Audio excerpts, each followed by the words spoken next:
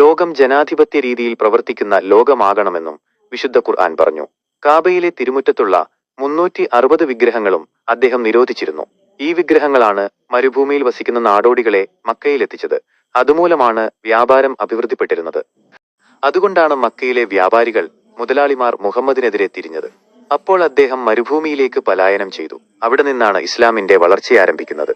ജനാധിപത്യ രീതിയിൽ മരണം വരെയും പോരാടാൻ തയ്യാറായ ഒരു ജനതയുടെ രൂപത്തിൽ ജൂതന്മാരെയും ക്രിസ്ത്യാനികളെയും തന്നോടൊപ്പം ചേരാൻ മുഹമ്മദ് ക്ഷണിച്ചു. അദ്ദേഹം അപ്പോൾ ഒരു പുതിയ മതം സൃഷ്ടിക്കുകയല്ലായിരുന്നു. ഒരൊറ്റ ദൈവത്തിൽ വിശ്വസിച്ചവരെയെല്ലാം വിശ്വാസത്തിൻ കീഴെ അണിനിരക്കാൻ ക്ഷണിക്കുകയായിരുന്നു.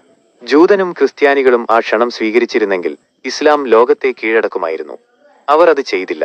മനുഷ്യത്വപരമായ യുദ്ധങ്ങളിൽ പങ്കുചേരാനുള്ള മുഹമ്മദിന്റെ വിളി പോലും അവർ ചെവികൊണ്ടില്ല.